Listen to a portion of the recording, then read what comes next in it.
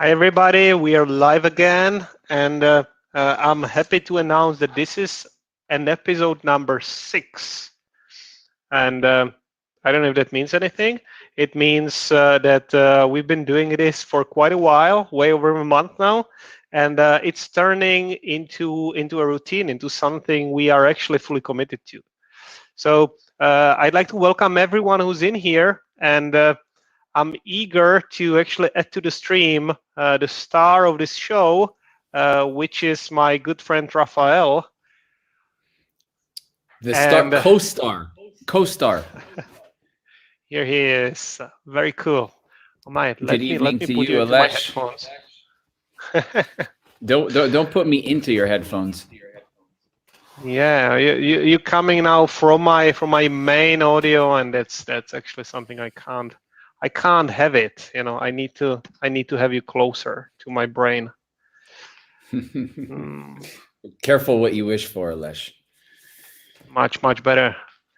All right, how you been? Busy, very busy. It's planting time, and we're on the last week of school before summer break, so lots of activity. I was on the road yesterday. How about yourself? Similar actually. So as you know, actually, and the people who watch this, I've been visiting my mom, so it was interesting to be back home. I traveled back over the weekend, and now I'm rediscovering my old environment, and it's You're interesting because things are minimalist. coming up. Yes, there's not a lot of um distractions behind you. It's very easy to focus on you. it's not behind me. It's I'm knee deep in stuff that I need to kind of tackle, and I'm talking about tangible physical stuff, but also some stuff Yeah. that I'm finding right now. And there's Yeah, a I'm lot of wondering what's resistance. on the other side of the room, you know? Like what can't we see? I feel like all your lifetime of clutter is in front of you. You're Yes, it hiding it is. really well. Yes, it is. That's very true. And I have to do like an honest walkthrough, because it's not jumping at me as your pets all over the place. So next time you're Mm, gonna have your pets or kids around, I'm gonna switch off this camera and show you the mess around here, so I get all the attention. beautiful, beautiful. Well, for now my kids are in school, the pets are outside, and it's very quiet in my home for the next hour, and then that will all change. And we're talking about friction today, right?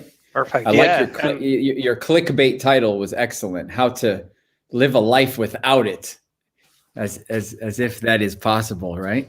well, I actually put into the title that you may not really want to, and Right, that's where right. we go, because there's good friction and bad friction, of course. And for whoever might be joining us, we are not talking about chafing or anything like that, but the concept of resistance, the concept Yes, of mm, some activities being easier than others.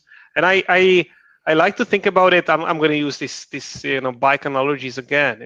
Sometimes if you're biking, it feels really smooth if you have tailwind and you're biking maybe slightly downhill. hmm hmm But the same activity the other day might feel very difficult when the wind changes, or the same activity, of course, that sounds easy and simple for you to do. For example, quit smoking, quit YouTube, whatever it is, might be extremely difficult for someone else. And Sure. friction is something like a currency that would kind of set for us the level of difficulty. And as Raphael suggested, we can't really get rid of it. Sorry for coming clean this early, but you can play with it, and you can actually turn it into an advantage to some extent. And I'm sure Raphael will mention Yes. James Clear again, and his experiences with it. I'm gonna share mine, and we're gonna go deeper into this. If you have comments, questions, please Sure. put them in a comments, and we will tackle them as we go. Over to you, Raphael. Yeah. So I think our live stream that we're doing, we can use that as a great example of both creating and reducing friction. So we've reduced some friction by agreeing to a time and date that's the same each week, right? So we've reduced some friction because we know Tuesday for me, 10 a.m. Pacific, I'm there. We've created friction by having this accountability. So if it was just myself going live Tuesday, 10 a.m., I could easily come up with some reasons why today's not a good day to do it. And if I'm being honest, I've thought of a reason to not do it almost every week that we've had this scheduled. And a lot of those reasons are legitimate. So by having an accountability, I'm creating friction. In order to not show up, I either have to just plainly ghost you, not show up, and have to wonder what happened to Raphael, or I have to go through the process of sending you a message, an excuse of why this isn't going to work out for me. That creates friction. There's less, it's less work to just show up than it is to go through the motions of canceling. So we're using friction two ways here to both create some accountability and reducing friction by committing to the same time and date each week, right? Absolutely. That's very, very well put. You can think about the friction also in terms of costs of these activities. So just to rephrase what Raphael suggested, behavioral economics would talk about opportunity costs. So what is the cost for you, the real cost of the things you're not doing? If you are investing into one stock, that means you can't invest into the other one because you used your currency in one opportunity. So how can you make the activities you want to avoid more costly for you, therefore less attractive? Yes. If I don't want to watch Netflix, how do I make it more difficult for myself to actually get to my Netflix account? And it could be anything, it could be as simple as changing your environment, unplugging your TV from the socket every time, so you had this extra time, and maybe during the time you're plugging it all on, you will change your mind. And at the same time, how do you decrease this subjective cost of the activities that are actually good for you? How do you make it easier to go running, as Raphael said last time? Putting your running shoes in your way, literally, so you're stepping over them. And how do you put the healthy food in front of your face rather than hidden at the bottom drawer of the fridge? All of this is playing with the friction. That's how we're gonna call it for the day.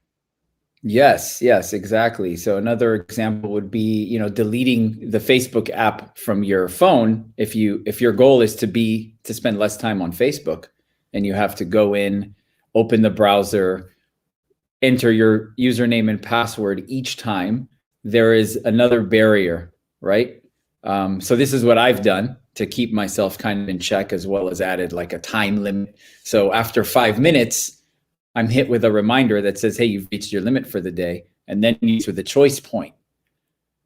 Remind me again, basically buy yourself another 15 minutes, exit the app, or ignore it for the whole day. So you're giving yourself a reminder that this is something that you put in place for yourself, which I have found incredibly helpful.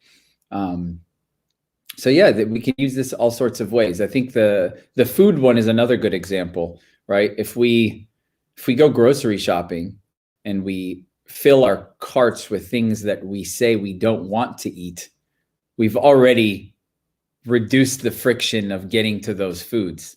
Now we have to get clever about where we place them in the house, right? If you have your cookies on your counter, it's a lot more difficult to resist than if they're in the cupboard, and if they're not there at all, then that's not even an option. And more likely to make the choice that you want. So I think getting clear on what it is we're trying to do is a useful first step.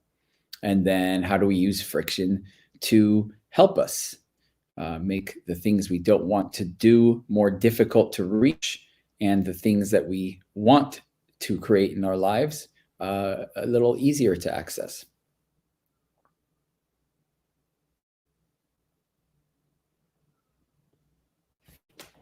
Are you? What Oh, is you're muted. Yes. There you go. I increase friction, Friction so I there, don't. Every yeah. stupid idea I have doesn't go directly live. So I'll spare you the stupid blubber there. What I was gonna say is you really um, you really see this element used all around you. As you can see with social media, which we discussed on this channel already, what is the goal of social networks? To eliminate any friction, any difficulties between you and the clickbait. They make it very easy for you to engage with their systems. Yes. They make it Yes. so natural that it's more difficult, more costly for you not to engage and to actually use their apps. So what they are trying to do, they're trying to integrate everything. Why would you leave my network if I give you, weather forecast built in, if I give you this and that? And I use one more example that I like. And some of these examples are actually from book that became famous in 2007. It's a book called Notch from the duo of Thaler and Sunstein. I'll put a link into the description in here.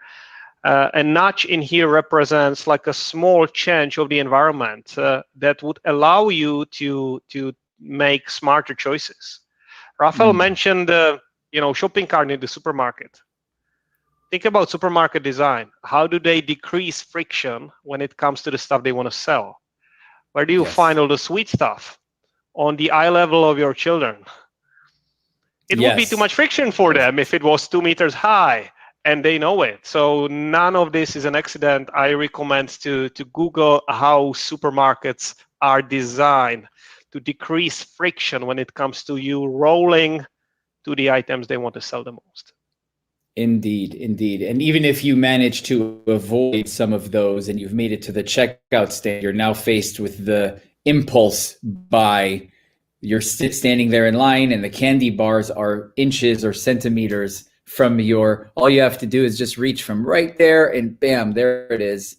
It's very easy to put your candy bar with the rest of your groceries and there you have it.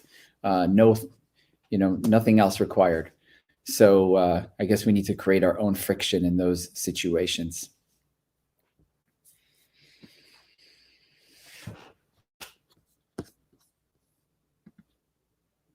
Here's the book I was talking about. You definitely wanna look it up.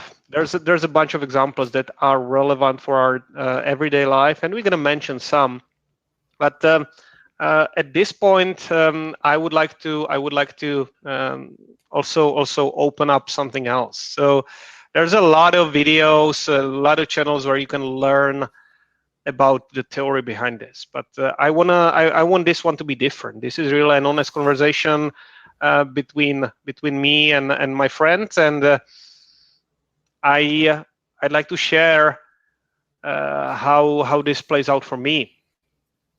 In the description we talk about friction, but we also talk about resistance. It is similar in a way, I know that if you're like me, you would often feel a lot of resistance to some activities that you know are good for you, but you just don't want to do them. It's something I'm experiencing all the time these days. I see massive resistance to actually, do my chores, do my daily dull, boring activities.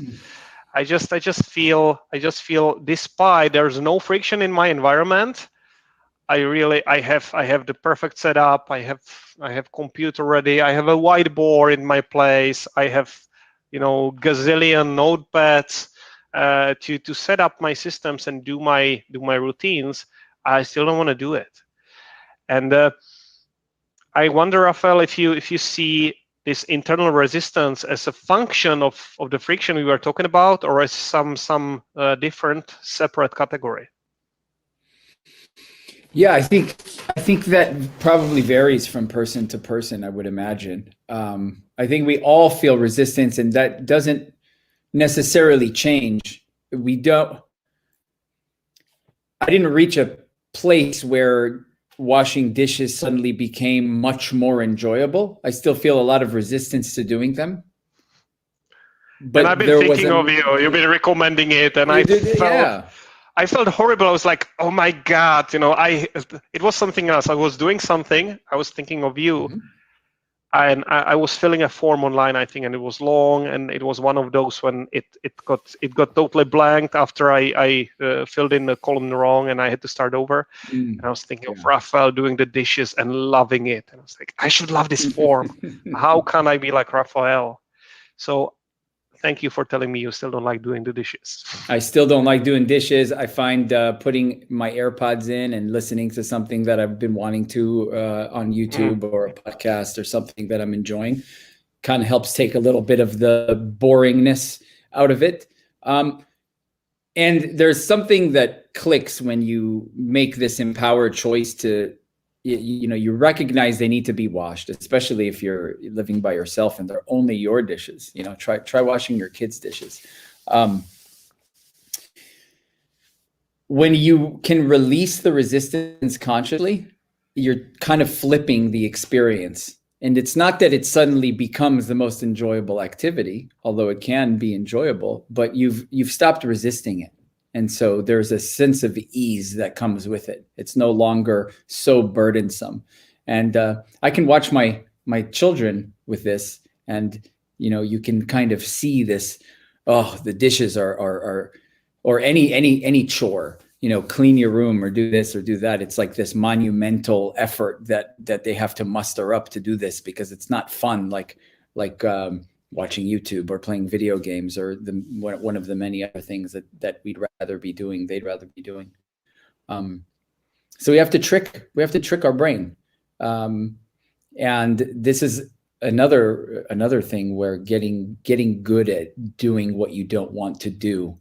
You can practice with dishes, and then that same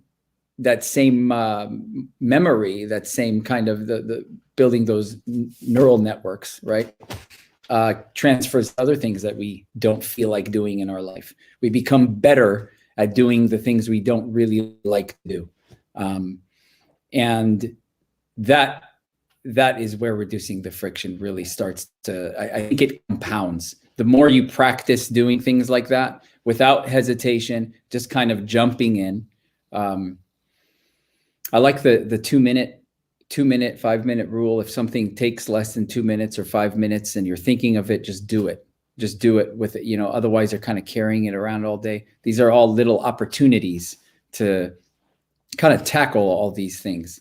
And I've found for myself that things aren't as burdensome as they once were. The little mundane things, they're still all, of course, all the normal baggage that comes with managing a family and a life. And it's a practice, right? We don't get to a point where we are suddenly free of the burden and everything is just blissful. Maybe for some.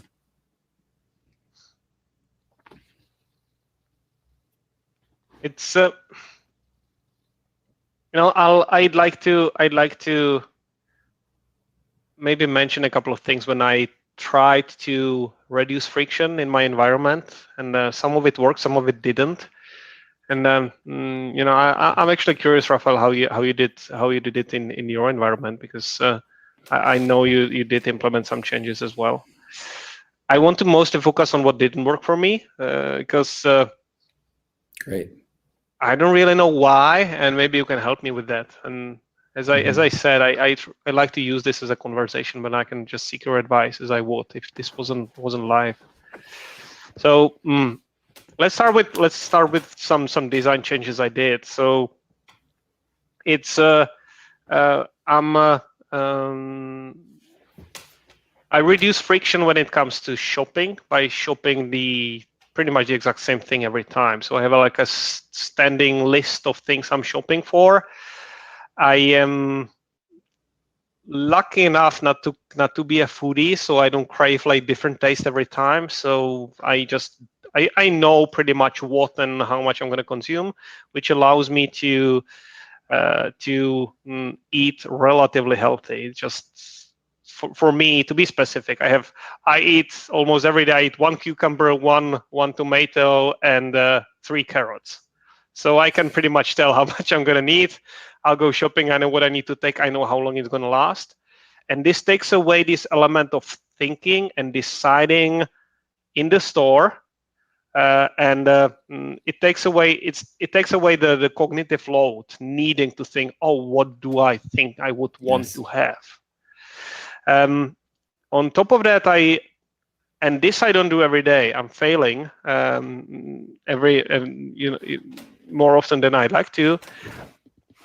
I try to foster the habit of cleaning this 5 pieces of vegetables every morning, put it in a bowl and put it on my desk before I start working. And of course, inevitably I'll go hungry. I have business calls which I can't always leave whenever I want, so I'll start nibbling this during the day. And that's something that whenever I do this morning routine, I eat way more vegetables than I otherwise would, because it's not an afterthought, it's part of the routine. This works. I can give more examples. This is the one I recommend to everybody to do. Put some healthy stuff on your desk, glass of water, whatever, you name it, especially if you work from home and the breaks don't come natural to you. But sometimes I just don't do it. Sometimes it feels like the routine don't work perfectly. I for some reason either I oversleep or I go take down the laundry, and then I don't have the time. Something happens, and I don't really know why, and I follow the horse, and then I have a lot of resistance rerouting back and kind of doing this in any other way than planned, because as you said, the neural pathways are, this should have happened in the morning, it didn't. Getting back to it is difficult. The same thing when I'm traveling. Yes. I don't need vegetables when I'm traveling because there's no setup routine for that. So I was wondering, Raphael, what are your thoughts on that? If you've been through something similar, and how do you mitigate? Absolutely. I think you have to kind of go back to your drawing board and maybe try to implement some fail-safes. I'm experiencing the same thing with my languages. I think we talked about this last time. For almost a year, consistently, I was getting in the habit of opening the Drops app, followed by the Duolingo app, as soon as I sit down with my cup of coffee in the morning. And it worked brilliantly. I had a very consistent many months. Now, I'm still maintaining my streak, but last night I was up at 10:30 doing these 2 apps, which felt like not what I wanted to be doing at all, right? I'd rather be reading that time, so oftentimes veering away from what was working. Now I'm having to leave the apps open on my phone so that I remember to do them in the evening, right? That's just one example. So what's happened as a result is the time spent on those language learning apps has been reduced from what was pretty consistently 30, somewhere between 20 and 40 minutes daily, to now like the bare minimum is like 10 minutes. I can knock out 1 lesson on Drops and 1 or 2 lessons on Duolingo. And I feel like I checked it off my list, and it feels like I'm going through the motions, but at that point, I'm exhausted. I've had a long day and I'm not really getting as much out of it as I was before. And now it's as if I'm maintaining it from a sense of pride. Like, I don't want to let this habit go, right? I've got this streak, so I'm so proud of it. So I keep doing it. And I'm reminded each time that I do it that way of how helpful it is to have, again, to reduce the friction by doing it first thing in the morning. I've already knocked it off the list, and I'm free to use the rest of my time. So that's an example of things not always working out the way that we plan. And so you asked, how do I mitigate? So for me, it would be very easy to forget to do it. So if I don't do it in the morning, by opening both of those apps on my phone, closing all the other apps down. When I unlock my phone later in the day, I see those 2 open apps and they remind me like, hey, I'm committed to doing this later.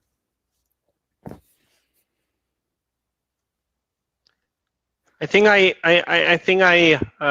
going to be the devil's advocate in here. You know, something that I feel whenever I read this, masterful advice. Like, yeah, make sure that you wake up early and the first thing in the morning, and you have like 15 things recommended to do first thing in the morning, which is just not possible because you can only do one.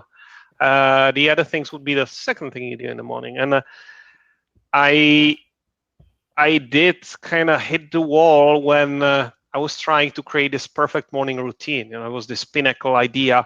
Oh, I'm going to read a little, and I'm going to meditate, and I'm going to do this, and I'm going to exercise. But you know, it's not really possible. I did really everything with the. I literally, I'm even trying. I did it with the stopwatch, like trying to find out how much it's going to take. Mm-hmm. And you can only do so much. So I was wondering, Raphael, how is this evolving for you? Because you need to drop things to make space for the other first thing to do in the morning. Mm-hmm. Yeah. Well, I think it's important to figure out what are the top priorities for you, and then you can create some non-negotiables. Also, I found that certain tasks come a little bit smoother for me in the morning, and some are better in the afternoon. These days, I leave the house around 7:20 or so to drive my kids to the bus stop. So that's kind of smack in the middle of my morning. And then again at around 11, I have to leave to pick them up. So this takes, and the preparation of getting ready and getting into the car. So this pretty much takes up hours of my day for this, 20-minute drive to the bus stop and back twice. So I've had to kind of reshuffle a lot of my routines and habits. So for example, where during summer when they're not in school, I'm free to kind of plan my morning as I see fit. And when they are, I have to kind of work around that. So I was able to get some exercise in before our call today. And it's, it can be challenging, but I like to see it as an opportunity to shuffle things around. Figuring out what doesn't work is an essential part of this. There's this romantic idea that we're going to take on 10 new things and we're just going to figure out a way. You've got your stopwatch and you're like, yeah, I'm going to meditate, I'm going to exercise, I'm going to do this and I'm going to do that. Well, what did yesterday look like? Did you do 3 or 4 of those things or none of them? Are we going from 0 to 100 here? We talked last time about creating a sustainable lifestyle. And I think a lot of people bite off more than they can chew. They're feeling shitty about their life. They're not doing anything. And they're like, man, I want to do this and I want to do that. I'm going to do it all next week, starting tomorrow. And then, maybe that happens for a few days and then they burn out and they fizzle and it doesn't work. So I think starting with one thing at a time and figuring out what works and what doesn't work. So if an hour of exercise every day is not realistic for you, you've got meetings, try 15 minutes, see how that works. Make it something that is almost impossible not to stick to. And then you can layer another and another and another. And that has mostly worked for me. And the other thing is life's too short to do what isn't working for you. So if you're bored or you legitimately can't stand something, and maybe there's a better option for you. If your current workout routine is miserable to you and you really hate it, maybe you can find something else. Maybe going to an environment where there are others that are supporting with you and engaging with you and holding you accountable would be more productive for you. For me, that's not an option because I live in a rural area. So I have to create that structure for myself. But yeah, these are examples. I like that you took it to what isn't working, because I think it's really important to talk about that, like all the ways that we feel we're falling short. But I like to remind myself that if I'm failing pretty consistently, it's kind of an indicator that I'm holding myself to try to do a little more than what I'm able to handle, right? If we're never failing, if everything we decide to take on is working out, maybe we're not quite aiming very high. We're just like, yeah, okay, I'm going to eat a carrot stick every day. Great, or whatever. Insert the thing here. No judgment. Just saying that sometimes we need to fail. And can we do it? Can we do it gracefully and kind of revisit? Okay, that didn't work. Let me try this.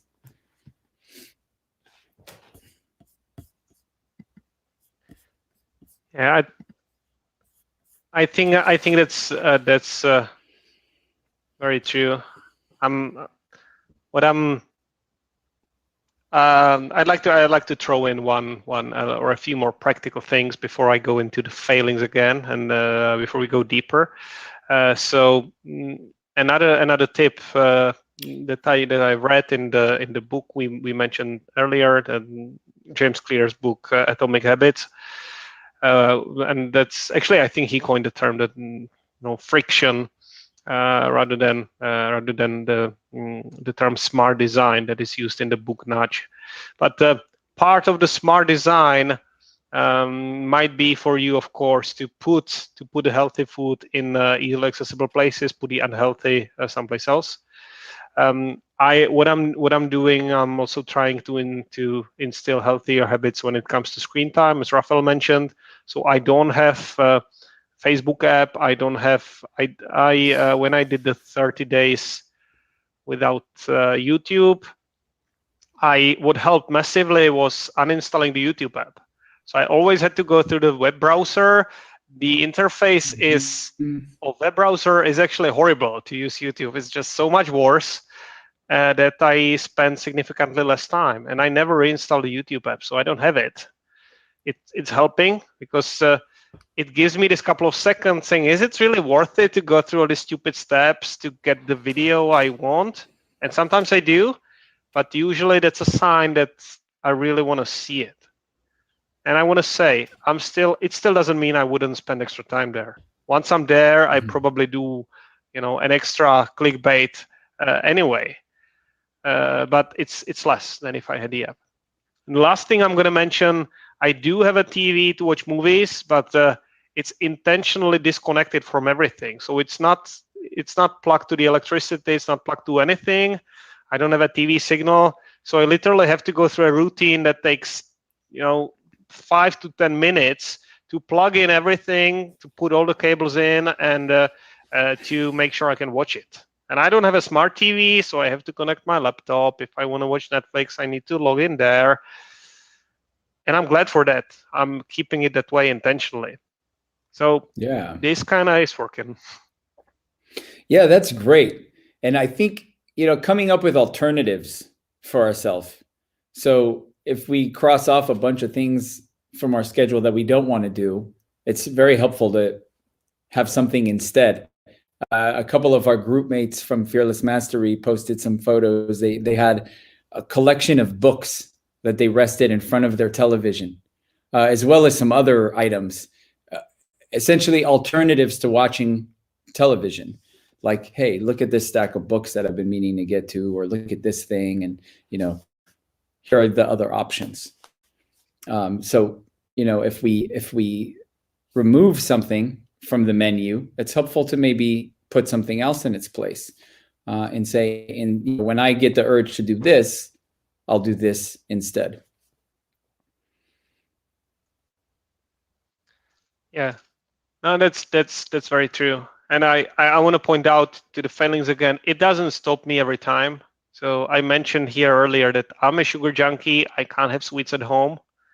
I came back from the trip now. I bought some protein bars to be eaten on the bike, but I know I'm gonna eat some of them just because they are around. So that's when I am about to fail, I guess. What I did to increase friction, and this is what I'm doing, I specifically bought the flavors I absolutely hate. So I only eat them as a last resort. And this is just funny story, that this is not my invention. This is something that actually U.S. Armed Forces came up with. There is Army Rations chocolate, which was specifically designed to taste horrible. It was the assignment from the army for the commission of this. It should, I think, they said it should taste like a raw potato or something like that. So the soldiers would not eat it as the first item. It really is a last resort energy reserve. I'm gonna find a link for that because that's hilarious. Yeah, that's funny. So is that working out for you? You are able to resist because it's your least favorite flavor, or what have you? Yeah, well, I definitely wouldn't eat 5 of them on one sitting, which I otherwise would, and it's kind of working. So it's not, none of these solutions will fix everything for you. I think what is important to realize while watching our talks here, and something I realized for myself, there is no once and for all for most things in life. So what the world is trying to sell you is fix this once and for all, get things done, fix this problem so it never comes back. The problem usually does come back, but it comes back weaker, more manageable. Or if you're lucky and you do resolve the problem once and for all, you will actually open up, as we discussed last time, the capacity to tackle different, bigger problems. So no once and for all, but all of these systems work and they help a little, making life more manageable. Yeah, I think that is a really good point, Alesh, that there is no once and for all. Jocko Willink was talking about this recently. People are looking for the one thing, he says, the one change that's going to change their life, this, whether it's a supplement or a book or what, a program or whatever it is. I'm just going to do this thing, and then life is going to be a breeze from here on out. And as he says, life is a campaign every day, every minute. Coming back to what it is that we want, I think that a lot of people have a vague idea of the kind of life they want, but they don't really take the time to be specific. What do you want your days to look like? What do you want your weeks to look like? We can look at our life as something that's happening out there later in the future, months from now, years from now. One day I will do this, and one day I will do that. And in the meantime, here we are, and time is passing, and we're living in our past, and we're living in the future, and we're not engaging. So I think we've talked about this before, but taking a little bit of time to write down what it is that you would like out of your life, how it is that you want to spend your days. And then you can see, what changes need to happen. Some things might not be possible under your current circumstances. Maybe you have a job that doesn't allow you to travel or spend a lot of time away, or so these are things we have to then go back and look at and see if there's a solution. And if there isn't, then we adapt and figure out a way to make some of those things work for us. But if we have no clue and we don't really know what it is that we're even working towards, then it's gonna naturally be kind of a bit of a jumbled mess, And there's this underlying feeling of like needing to fix something all the time. I kind of see, for me, I see it as like an experiment in fine tuning, and I recognize that my life is constantly changing and I'm evolving, so my needs change and what I want changes. And I like to push myself and challenge myself, not just for the sake of doing it, but because I believe that those things are going to serve me. If you take, for example, physical fitness, there are a lot of like ego-based reasons driving me, right? I want to have a nicer body. I want to look better. I want to feel better. Well, why do I want to do that? Well, maybe people will gravitate towards me more. I know for myself, I experience a level of energy and clarity that allows me to navigate through life with feeling more alert, more energized, and more engaged with things, feeling more energy to deal with my kids. So that, there are some practical reasons and then some ego-based reasons that But at the end of the day, we're doing this as a way to kind of shift our experience of consciousness. It's because it's not good enough the way it is right now. So we're constantly looking for the next thing. Even I was listening to Joseph Goldstein yesterday with on Sam Harris's app, and he was talking about even the next breath, because this one is somehow not good enough. So this constant living in the next, and I think a lot of that is necessary. Like we need something to look forward to have some kind of drive. People talk a lot about motivation, and I've learned how fickle motivation is. It was a big buzzword for me for a long time. I was like, man, I don't feel motivated. I need to be more motivated. I need to be motivated to work out. I need to be motivated to do this other thing. And I love this idea of replacing that motivation with drive, because you don't need to be motivated to be driven. And I think the difference is a willingness to do something when we don't feel like it. When it's easy to do things when we're motivated. It's not easy to do things when we're not feeling motivated. And the truth is, for most people, I know for myself it's true, most days you're not going to really be motivated to do the thing that sucks. You're just not. You're not going to be like, yeah, go lift those kettlebells now. Maybe you are sometimes. If you can break through that initial resistance that we were talking about, there's a lot of available energy that opens up. And so reducing the friction initially to where you can develop something into becoming a habit, it then becomes a lot easier, even if the action itself is something difficult. Before a call, I did like a 20-minute core focused yoga flow that, years ago would have left me pretty winded and feeling like I accomplished a lot. And it was a kind of a breeze. But the point that I'm making here is that it's become such a habit for me to do something like that each day, that getting to it is no longer really a challenge. It's only a matter of like, what time of the day will I get to it? That's been shifting a little bit. It's not as consistent as it was for me before, with the schedule kind of constantly changing and seasons having different demands.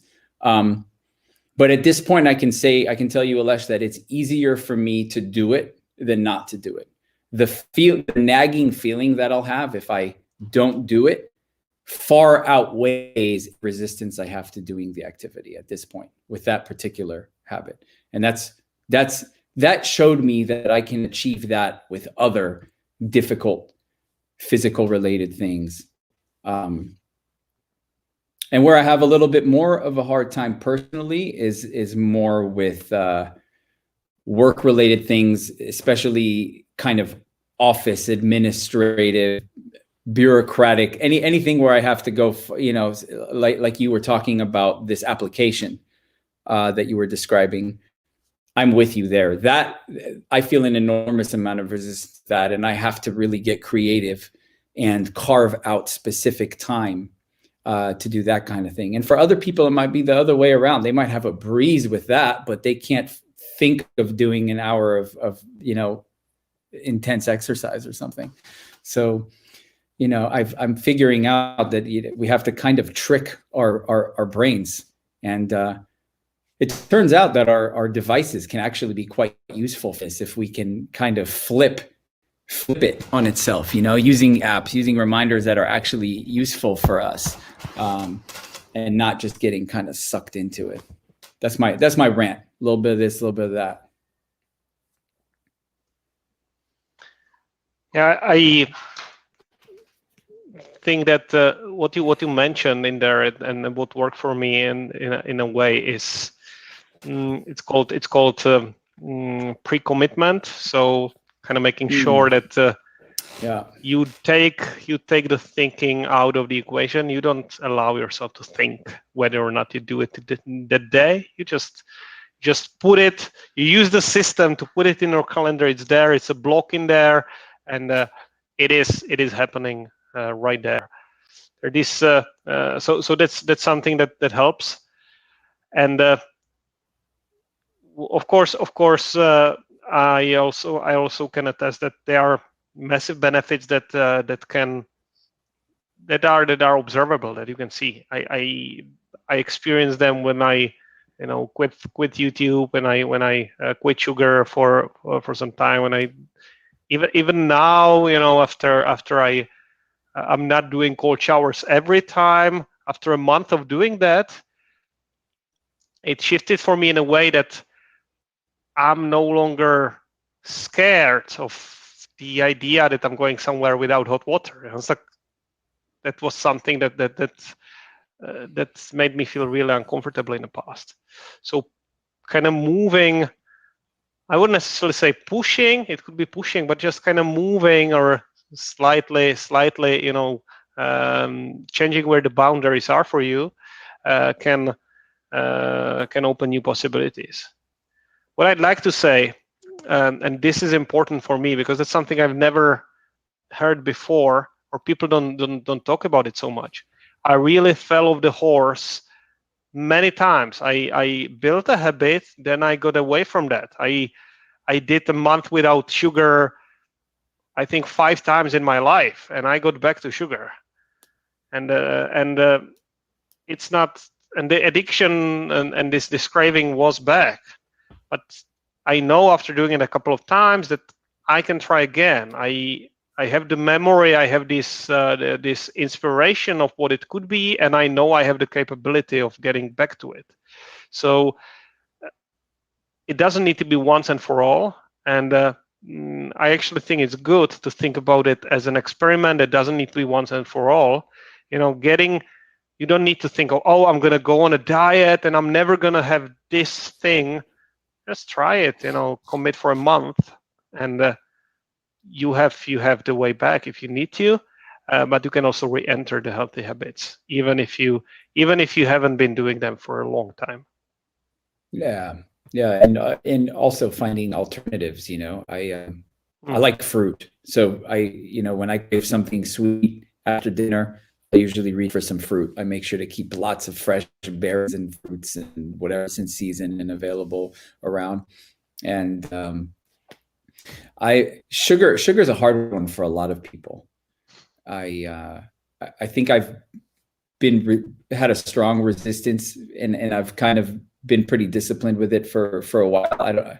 Something happened with sugar and fast food where I just stopped seeing it as a viable option.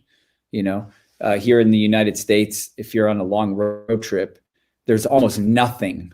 Let's say I'm driving from San Francisco to Los Angeles. There's not much along the way. So if you don't pack something healthy, the urge to stop at a fast food joint is strong because that's all that there is there. And for the last many years, I drive by and I don't even see it as an option. It doesn't register on my radar as like that's somewhere I could eat. I've already scratched it off as not food for me. So I make sure to pack something. And so we have to anticipate those urges and kind of outsmart ourselves and go, okay, well, if I bring nothing with me on this road trip and I pass by a fast food joint, it's going to be pretty hard to resist it. But if I pack myself a nice healthy lunch and some really good snacks that are very easy to reach for even while I'm driving, it's going to be no problem. I'm going to know I have an alternative. That's a great one. And the kind of fooling your brain into it, it works. So to kind of build up on what I did with the vegetables, I almost forgot about it because I don't travel so much. But this is perfect if you fly and for business or even private trips.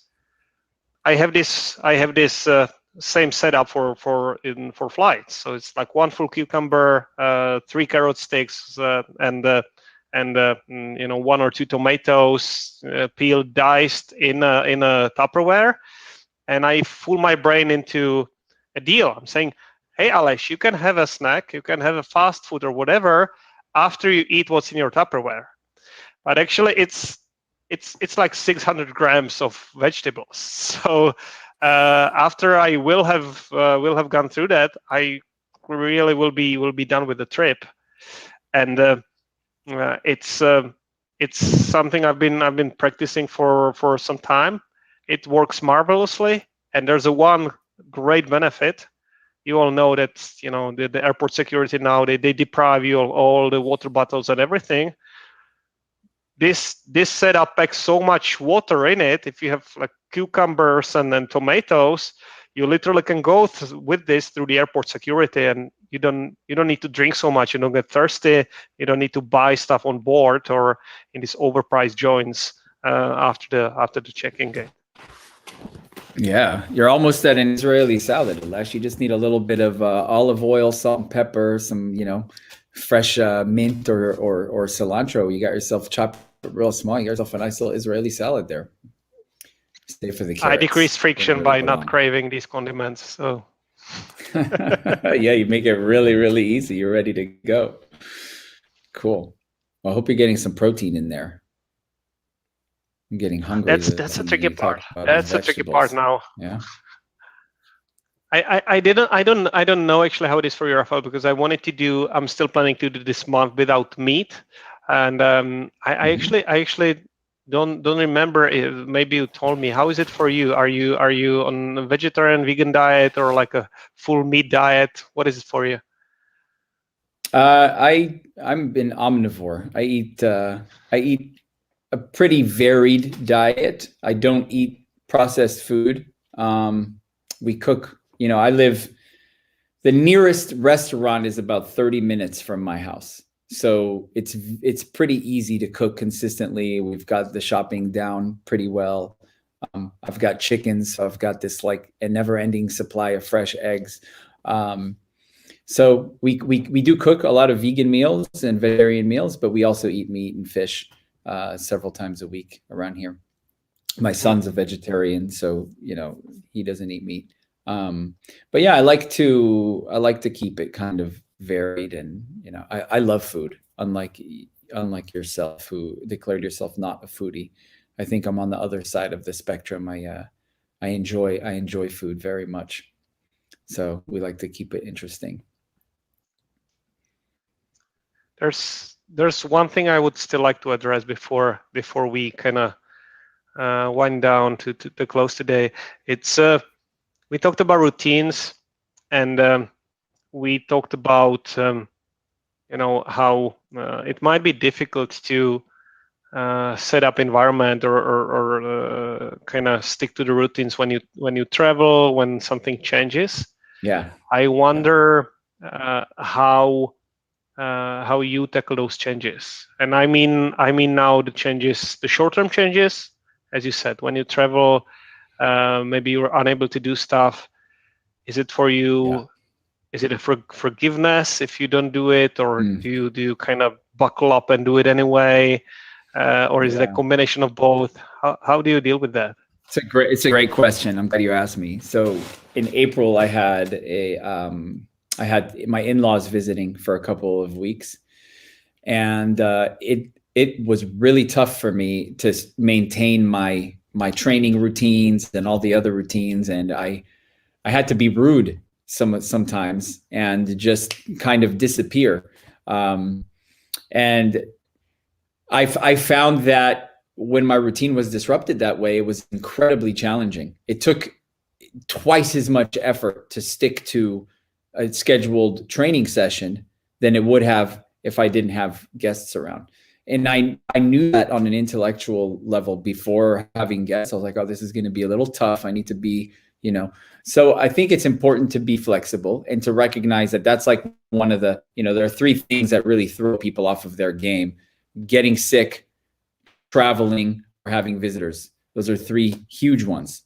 Of course, there are things like moving, changing jobs, all of that. So, we have to adapt, but the truth is it's hard. You miss, and if you miss one, you get back up, you do it. So yesterday I was on the road. Usually I do a big training session on Thursday. I was gone all day, so I kind of took that into the account and did something more vigorous in the morning. So there's a little bit of both. You asked if I kind of buckle up, buckle down. And so the forgiveness comes the day of. If you've already missed it and it's water, it's that ship has sailed, there's no point beating yourself up because no one gives a shit anymore. Move on. But then you're at this choice point. Like, am I going to miss the next one? So I find myself on these choice point days where I'm like, okay, today's the day where I'm either sticking to my routine or I'm letting another one slip by. And it's like those decisions compound, and those are the decisions that lead either to results or stagnating and where we are. And I think that's why it's so important to be clear on what it is that we want. If it's truly important to you, then spell it out, create your plan, and you will fall short of that a lot of days, but give yourself a path that's clear, that says, okay, when I miss this is what I'll do next, and I'll continue. So yeah, it's not linear. I've learned that and accepted that. So there's a level of acceptance that's important. But then when it comes time to do it again, that is when it's time to buckle down, as you say. I don't know what you're currently reading. I've been reading Can't Hurt Me, David Goggins' book right now, and I am really enjoying it. I have to say, I highly recommend it. It's a pretty easy read. It tells his incredible story from childhood through Navy SEAL training and Ranger training and onward. Highly recommend that. It's got some cool kind of challenges, and it's written in a way that's very engaging. So I'm inspired by that man very much. I'm like, man, if he can run 100 miles with no training and broken ankles and duct tape on his legs, I'm like, I think I can squeeze out this 2-hour training session. I'm going to be just fine. Yeah, he talks about he calls it like the 40% rule. He's essentially arguing that the majority of us, when we think we've hit our limit, he's saying that's like 40% of what we're capable of. And I think if anything, he's underestimating. Clearly, people are doing all these crazy things. And that's, to each their own, whatever works for you. But I think there's something there that's worth exploring.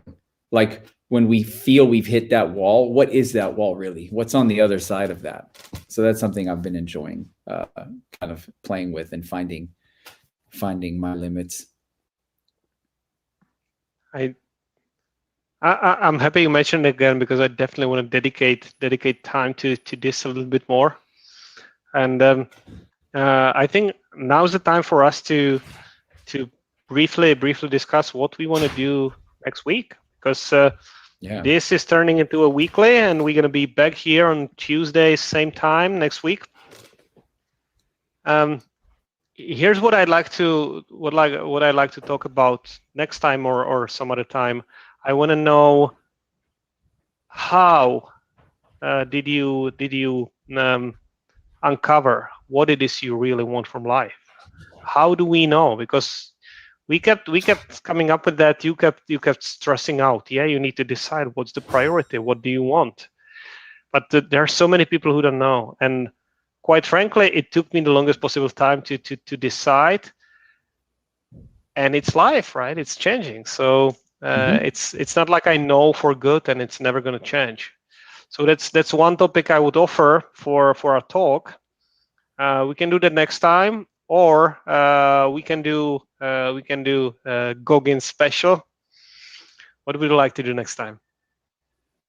Yeah, I'm open. I think it would be good to take a call. I don't think we've done an offline call in almost 2 months. So maybe it's time to do one of those.